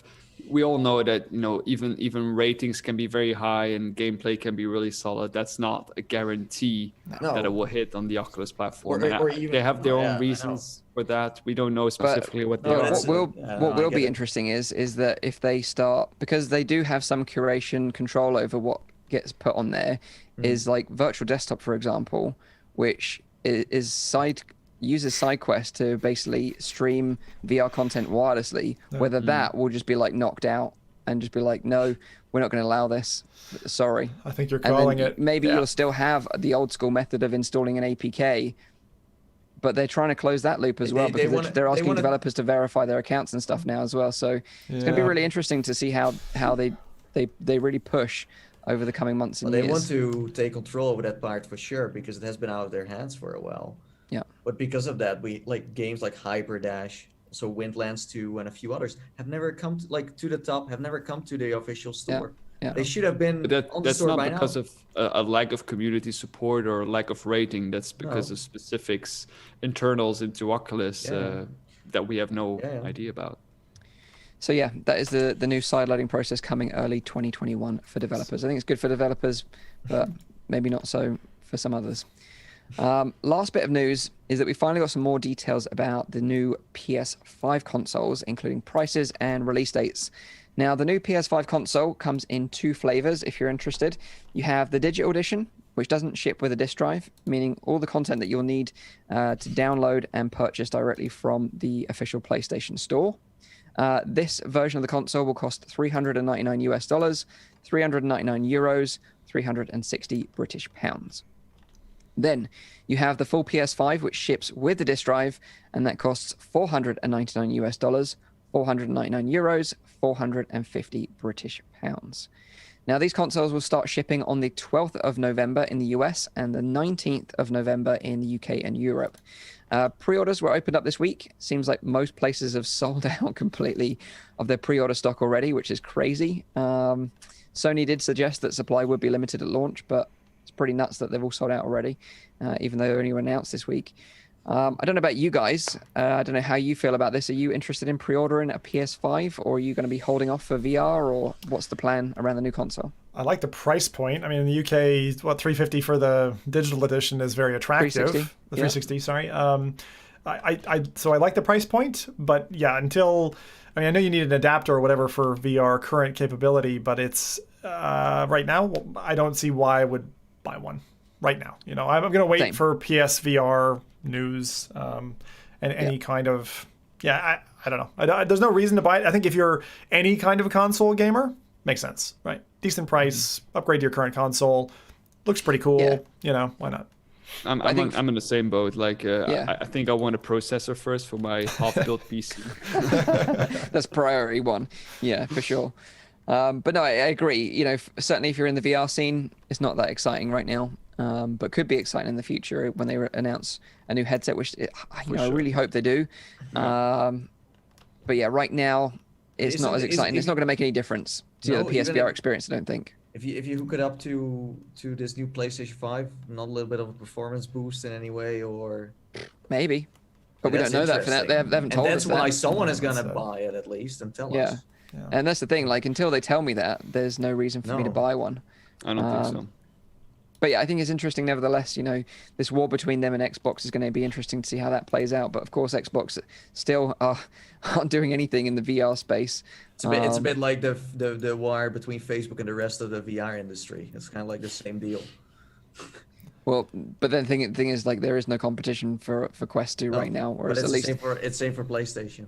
That's true. In terms of the console market, console VR market, you're right. There is no competition right now. I know it keeps being teased, but PSP VR, that concept just won't leave my head. It's portable. And I don't know, when they started off, Project Morpheus is one of the first VR tinkers that I'd even heard about way back, probably 6-7 years ago now. And it's pretty old technology that it runs on. So I've said it before. Yep. I'm still playing with the idea of selling off the PS4. There's certain experiences in that I'm like, oh, I don't know if I want to miss out on it. But it's old. It's old now compared to the other headsets in terms of visual fidelity, the cable, especially if you've got an early PlayStation. It's a bit of a clunker, but they keep surprising us with new content every time. Yeah, you would think by now, no, they're not gonna do it, but. Seriously, there could be another big game suddenly dropping again because I think they will all be remastered anyways for the next gen. So yeah, and although we say it over and over again, the PSVR is clunky now, feels old tech, but you can't deny that the games that they make are amazing for that platform. In the VR industry, they make the best games, in my opinion. Yeah, it's so Blood good. and Truth was amazing. But this is a great time, I think, to pick up somebody who's converting from PSVR to Quest, for example, or going for a G2 or something, and buy their old hardware, for cheap. You could probably get a PSVR for £100 or something. I would say so. Yeah. I would say so at this point. Or you can get a Quest 1 for no money either, because people are trying to sell it with the bunches. Even Rift S is going for $200. It's crazy. The value that change is already driving in the resale market. Yeah, the fact that they said that they was going to discontinue it didn't help. No. Yeah. And they didn't really support it since its launch, which was a shame. I guess we can assume this is only clock. I know we talked about it on Wednesday, but I assume then that the Rift S, despite its 5 cameras, will not be getting hand tracking. No. I think it's fair to say that's very unlikely at this point. It's very unlikely. Yeah, it's a shame. Oh. It's a real shame. It was a solid headset, but never got the love and attention it deserved. If it does happen, then Zim will eat a head strap. Wow. Nice. Yeah. I'll eat a beaver tail. Okay, I'll eat a beaver tail. Yeah, that sounds fair. So yeah, that is the new PlayStation consoles. It's exciting for some, but maybe not exciting for us until they announce a PSVR 2, which hopefully will be soon. Please. Yeah. So now I thought we would just do a little recap of maybe some of our sort of most anticipated games from Facebook Connect. We've decided to choose one game each that we're excited about, and maybe we can just talk a little bit as to why. So does anyone want to step up to the plate first to talk about that? So you're saying this is going to be a 2-hour show again? No, we're going to be brief because Zim still has got releases to do, so we're going to try and cut it short. So we're going to do a rapid fire version of... Yeah, do it. Let's see how quick we can do this. 5 minutes? Even that's pushing it. I would say keep it less. Quite long, yeah. It's quite long. Okay, 2 minutes. I'm going to put you on a timer here. You got 2 minutes. Okay, here we go. So you already wasted 2, by the way. Okay, so my highlight was Sniper Elite. Do you all know Sniper Elite? You know, it's this fantastic World War II game. It's a stealth game, and it's all about... Well, pretty much. Oh God, no! Don't show it because it makes me nervous. Don't show the timer. Don't show the timer. But no, it's like it's a stealth game, and you know you have a sniper rifle, you have a pistol, you have grenades and stuff, and you need to infiltrate into different Nazi headquarters, bases, etc.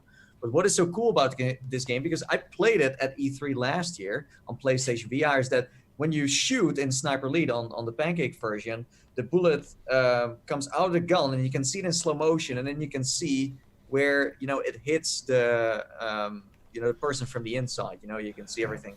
X-ray mode, yeah. Yeah, X-ray mode. But in the VR version, you become the bullet, so you fly with the bullet and you go straight into someone's body. Maybe they have different versions now, because I thought it was a bit. Please tell me that you aim for the testicles, Nathy. Just once. Yeah, of course. I went straight in there. They have testicle exploding visuals. I know. That's why it would be kind of weird if you become the bullet and you fly into someone's exploding testicle. Look, this is the total reason that VR exists, is to do the stuff that you can't do in real life. We talked about GTA earlier. You think I can go run over a hooker with no consequences? No, but in GTA I can. No. So if Nathan wants to nail someone in the nuts, let him.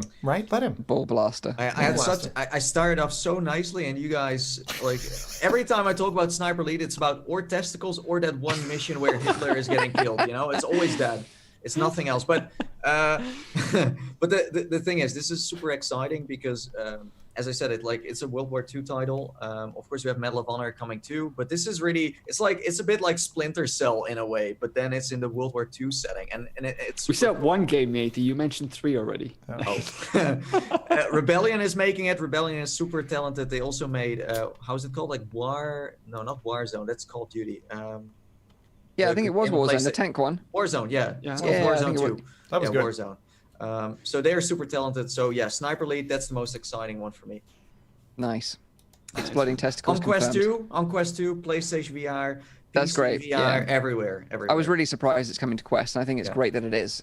Yeah, no 3D hat. Just wait for that. And I think I don't know where I caught this, but I caught a wind that maybe there would be some multiplayer, but I think it's just a solo game as far as I know, right? Well, yeah. Solo experience, single player, you want to campaign. shoot each other's nuts off in multiplayer. Co-op is awesome. I was thinking the same thing. I was like, I'm not going to bring this up again. All right, enough of nuts. You destroyed my highlight, thank you. But yeah, go on. Who's next? Was that 2 minutes?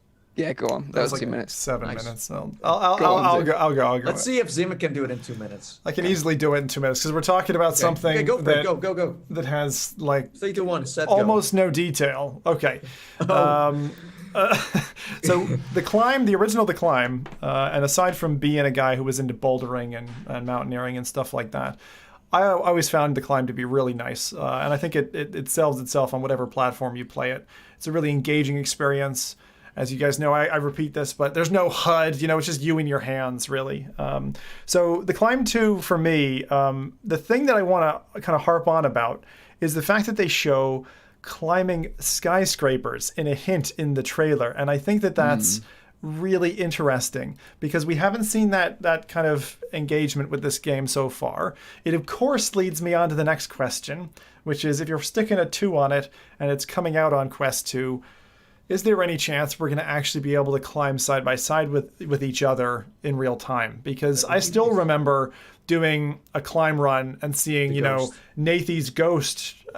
Literally was Nathy's ghost, like ran ahead of me, and I was like, "Feck no, this guy's not beating me. He's never been up a climbing wall." And I just I went toe to toe, and I love that. So I really do hope that multiplayer, like we saw Beat Saber news come recently, becomes a feature. But we know very little about this. All they show in the trailer looks very samey. You've got a ladder falling down. You've got kind of icy parts. But anyone who made it to the tail end of the climb knows, the intro is nice. It's easy street. It's tourist town. But the end of that game is pretty rough. It is, and when I say rough, I mean it's tough to do. There are challenging sequences where you're leaping over lava pits. You're falling to your death again and again. I'm not going to give any spoilers to the first game in case you haven't played it because it's quite good, but there are elements to that climbing that make it really quite exciting as you're doing it. And I think a pairing with Quest and Quest 2 is fantastic. So I did not think that we were going to get another climb. I thought it was one of those once and done IPs. I'm glad we're getting another one, but I have no idea what to expect. And it's interesting because it's coming from Crytek, right? Which is probably one of the VR developers that have really from the beginning invested in virtual reality with Eagle Flight, Robinson the Journey, Climb. Eagle Flight was Ubisoft, right? I'm sorry. But I'm surprised that we haven't seen the sequel yet to Robinson the Journey. Actually, now I think about it. Wasn't Back to Dinosaur Island them as well? Or was that a different studio? Yeah, no. That was also Crytek. Yeah, that was just a demo. Yeah, that was they did 2 of them, I think. Well, the thing is, Crytek hasn't been doing so well from just in general, So even that these games sold pretty well, on the Pancake side, they haven't really made much. Crytek is also the one who made Crysis, right? Yeah. So yes. Yeah, that's and Crysis also the hype of that is kind of went down a little too. So yeah, I think in the VR set they're making a lot of money, so that's why they also made the Climb 2 because the first one sold so well. But Robinson should come to Quest, man. Holy crap! Yeah, and also a sequel because there is. I'm not going to spoil anything, but it's fairly open-ended and it leaves a lot of It's beautiful. Things, it's beautiful. The story progression. The story is amazing. The visuals are amazing. I would really like to see a sequel of that. The other thing that it does really well is scale. I don't know. Most of you won't have played it, but. Not Apex Contract. What am I thinking here? What was the game with all the dinosaurs that was huge for a number of years? Survival type game, kind of Minecraft stuff. Island 3. Ark Survival Evolved was probably the first game that I encountered, dinosaurs in VR in a proper way and an open environment. And I would really love that some developer kind of brings that to us. But this is again something like that. Allows you that. Robinson didn't even have proper move controller support. I remember it had the controllers modeled, but nothing. Wait, updated it later. Wait. We've gone way off 2 minutes, and we're supposed to be talking about one game, Climb 2. Go on, Mike. Now we're on Robinson. It's your turn. Go on, Rowdy. I'll let you go. Okay, I'll talk about a game that wasn't there. Lone Echo 2. Okay. Oh. What the hell? Why haven't we still heard anything about this game? I've been waiting for this since they announced it, or actually since the ending of Lone Echo 1, or just Lone Echo. They must be working on it for Quest 2. Must be. They must be working on it at least, because that's the only platform they're aiming in the future. And the way that things are going, by the time that Lone Echo 2 comes out, the Rift S doesn't exist anymore. So it's been almost 2 years, Rowdy. Yeah. Exactly. 2 years that 2 years ago that I covered the game, that I played this game on my channel already. 2 years ago? And you can a demo at E3? Yeah. Wow. These were my 2 minutes. No. Sorry. Sorry, I'm hijacking it now. Sorry, go on, Rowdy. You're upset. Yeah, I'm upset. I'm upset because I still haven't played it. I've been putting this I've been putting this, or for 2 years I've been putting this game on the you top can't of play my it. list. And it's still not there. Yeah. I'm upset. Of course, we have dinosaurs coming to VR. Which is nice. Why do you think it's still there's no date? As I said, I think it's because they're just making a mobile version. They're like, screw the PC thing. Let's just also make some some mobile version of it, or? No, I don't think so. Because they've been hitting the PC market from the beginning, and I think when they started developing on this game, this was their main kind of thing. No, I'm not really convinced of that, because I think with the combination with the link cable, it's still like going to be a very, very popular title. And you still need a VR-ready computer. Yeah, of course, but you do that for the majority of the high quality. Yeah, but with PC the new VR Quest 2, now. I think most people who buy one do not own a PC. So if they want to sell more copies of Lone Sure. Echo and they want to get more people excited about VR, I get that, but I don't think that if they started development for Lone Echo 2 years ago, before there was any word of why did they the delay it Quest so many 2, times then? What is the reason behind that? Maybe. We don't know. I just want to play it. I want to see a bundle come. Where the heck is it? I want to see a bundle come out. In the Lone universe, what about Echo Arena? Okay, fair enough. Is now confirmed that the Zuck likes Echo VR. I want to say, like, you can now play with the Zuck. I don't want to team up with him. According to VR Bug, Lone Echo 2 is still on heavy development. There was a job listing recently to join the VR dev team to work on it. They must be porting it to Quest. They must be at this point. Maybe that's the case then. Yeah, maybe. I hope so. That would be good. It would be good for them because they're going to sell way more. But yeah, good little shout there, Rowdy, I think. Yeah, that was the point I was making, Mike, which is like, why not have... I mean, we've got one of 4 of their products available on Quest, and I'd love to see more. Like Echo Arena first, and then both of the loans. Yeah, both. Like if they ship the first game on Quest, it would do super, super well because it's still one of the best story-driven VR games you can buy right now. So great movie. It's so heavy though. It's so graphically intensive. It is.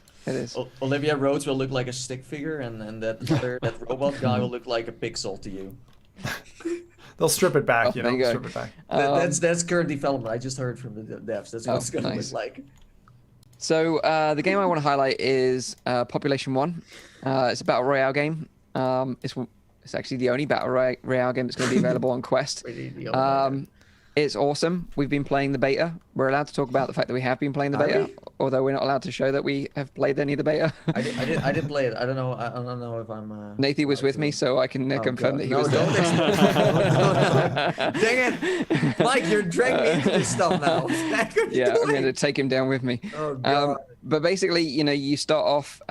You can fly into the map, or you can jump into like a little pod that drop ships you into the map, which is really cool. You start with no weapons, so you've got to go and loot your weapons. You've got like different levels of weapons, so you've got like a 1-star, 2-star, 3-star, 4-star shotgun, for example, that all scale with like damage and other sort of attributes. You've got health, like bananas that you have to peel manually to eat for health, which is hilarious. It's got some kind of simple reloading mechanics, but it's still good enough, I think. But, just like any battle royale game, the map sort of slowly sort of moves in. You got to move to the center where it starts getting really frantic. Yeah. And you're in teams of 3, although I hope they'll do like a 1-person mode because it's only like the team-based stuff that I've played so far. But yeah, it's really, really polished. They really want to make this a successful title. It's going to be cross-platform play with PC as well. So yeah, I'm really looking forward to when that drops on Quest. We don't have any indication of when it's going to happen yet, but certainly very excited for that title. Very, very casual, very straightforward, super easy, not complicated in any way. Tutorial takes like, I don't know, 10 minutes or so, and then you're ready to go. But it's the kind of game that will keep people coming back for more, I think, and that's what we definitely need. There's nothing else to come back for multiplayer-wise, battle royale in the battle royale genre. So this is great. Yeah, it's funny because I initially, and then I corrected myself. I was going to jump in and say, well, Rec Room has Rec Royale. True, but it Quest, doesn't work with. Yeah, Quest doesn't support that yet. No. And it's kind of it's shocking that it's taken us a year and a half to have any battle royale title, even side quest. I don't know of any. It's multiplayer, and that's like it seems to be very ambitious. Like multiplayer, we haven't seen much at all. In general. It's true. Of course, like Battle Royale is like the biggest of multiplayers. That's the most crazy thing you can go for. Although there is a multiplayer dropping next week. Well, maybe Zim's going to cover in releases. Maybe. But like those are 3 really hard hurdles to jump, right? You've got VR, which is the first one. Then you got multiplayer, and then I've forgotten the third one. But there's definitely a third Dinosaurs? hurdle. Dinosaurs? Well, Dinosaurs? multiplayer, the multiplayer Dodos. netcode and VR were the two main things. I mean, that's not an easy bag. But like, the fact that you're targeting such a niche market, that's why.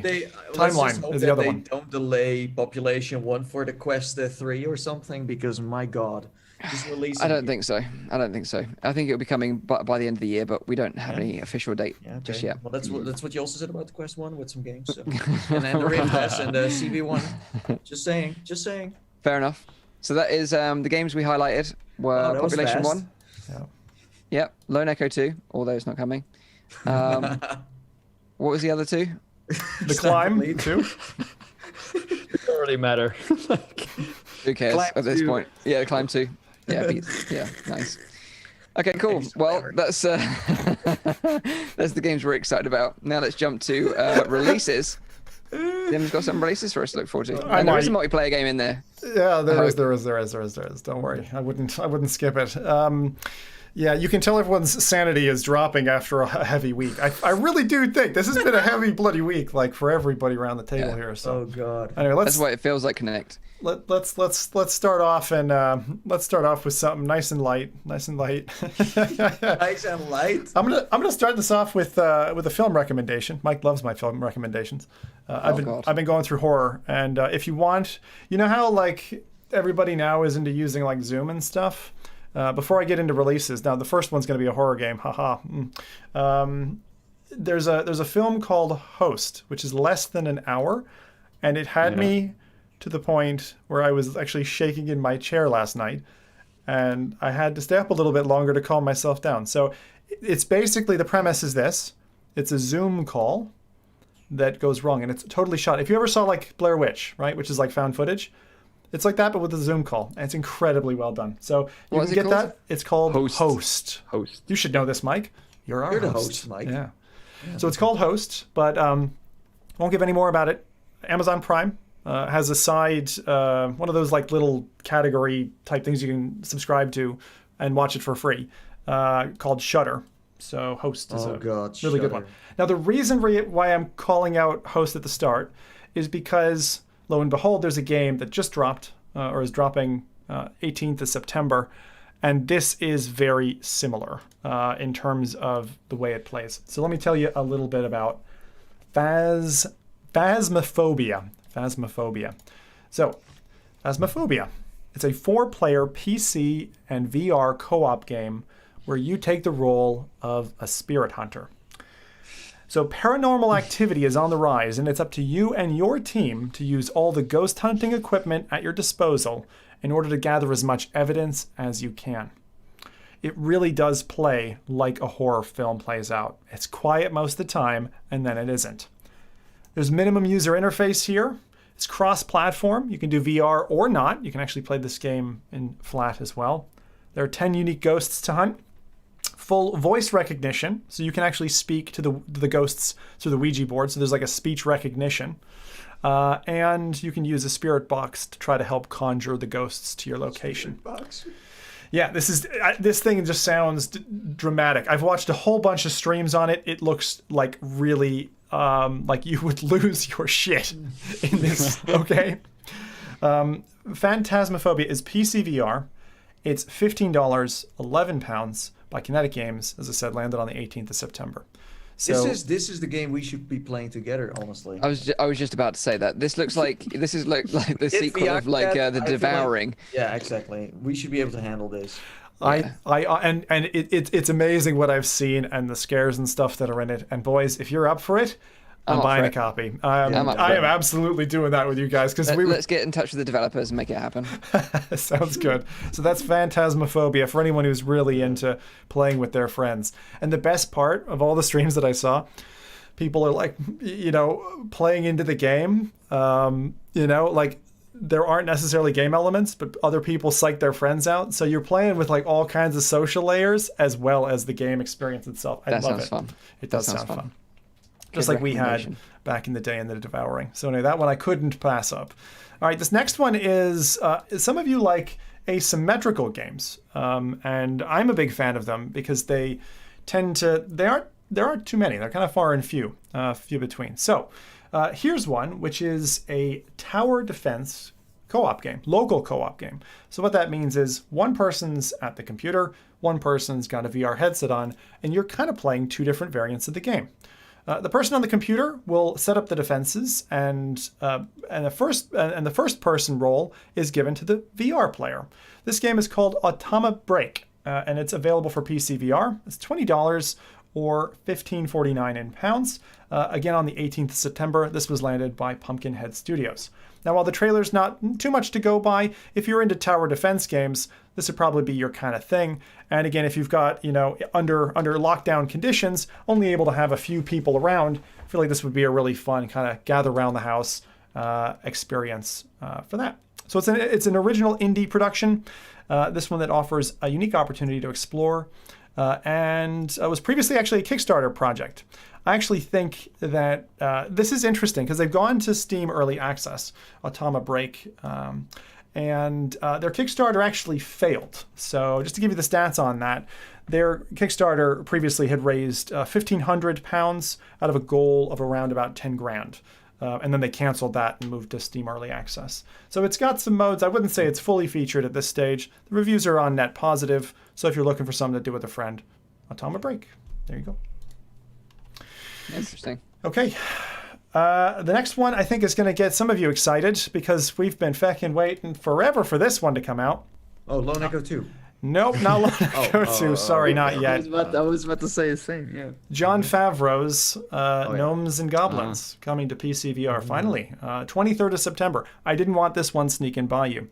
So we VR, MWM, and Goblin Creations have brought this exploratory, enchanted virtual world created by Jon Favreau. If you don't know him, he's the director behind Lion King, Jungle Book, and Iron Man.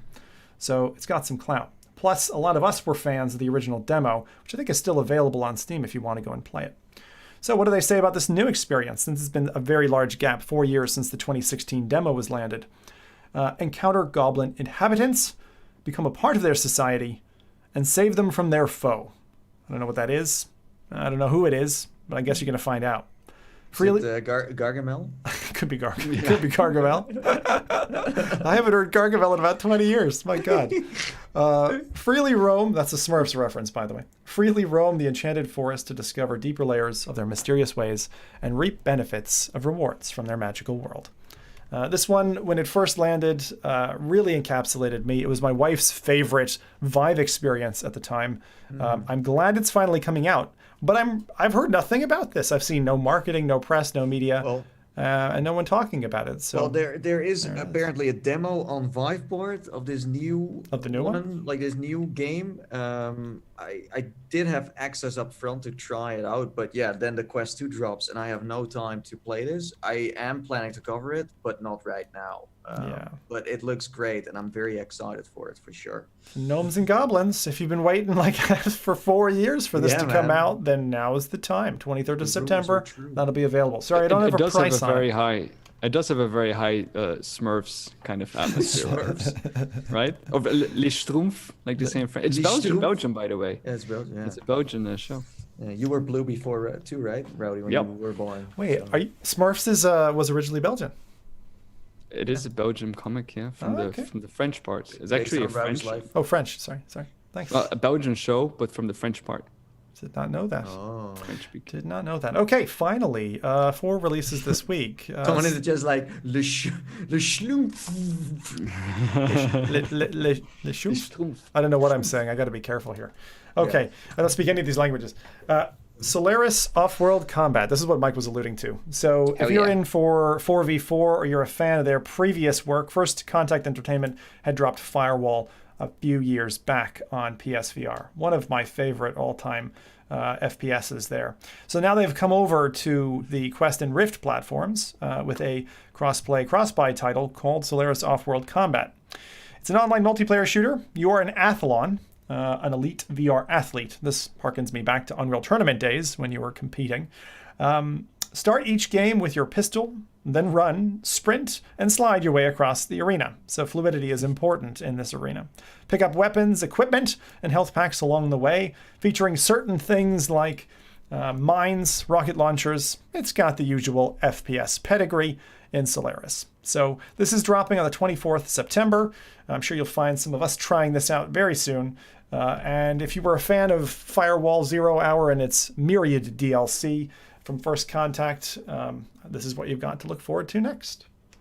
Yeah, this is going to be dope. I'm looking forward to this one so much. Uncle Frank has been working on this for like years. Yeah, Uncle Frank has been working hard on this one. And like, because they did such an amazing job with Firewall, I've got so much faith in them to do a great job with this game. So I'm really looking forward to trying it out.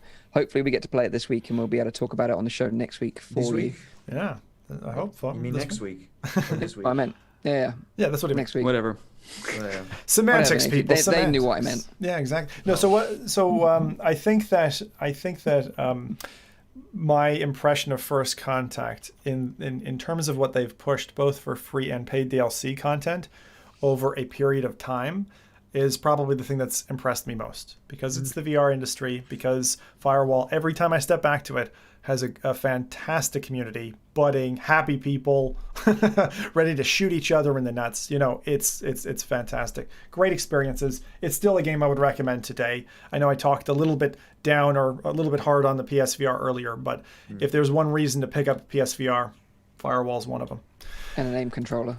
And an aim controller, yes. I know you need that. Actually, I saw people demanding for Quest an aim controller type peripheral this week. So that's one of the things. ProTube's your way to go, exactly, if you want something.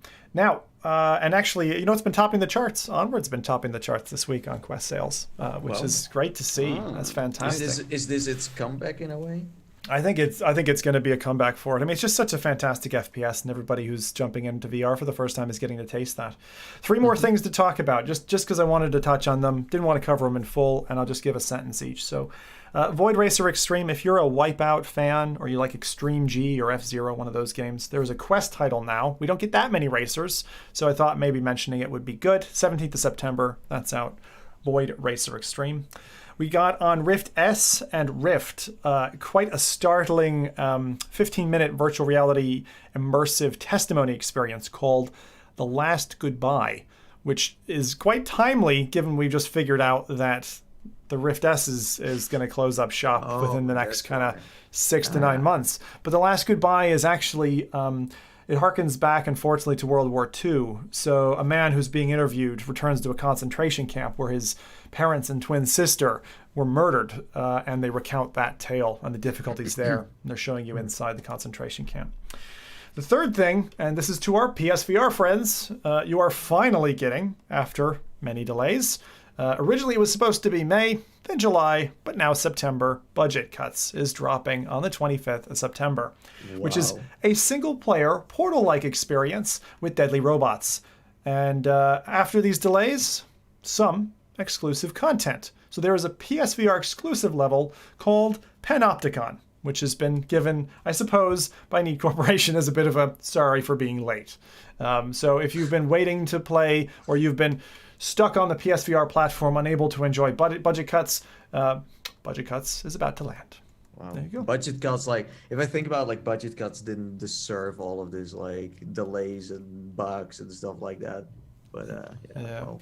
And the funny thing is that now we have, of course, Budget Cuts 2 available to the PC market. Yeah. So if Budget Cuts 1 does well on PSVR, I'd imagine they'd bring Budget Cuts 2 over. Yeah, who knows? Who knows, exactly. Here we go. That's it for the releases this week. Quick recap in case you missed any of those names. So Phasmophobia, that's the most interesting one. That was the horror experience. Autumn Break, Gnomes and Goblins, Solaris Off-World Combat. That's what you have to look forward to in the week ahead. We got a lot coming into September as well, so stay tuned to next week. Bunch more. Prepare your wallets. Absolutely.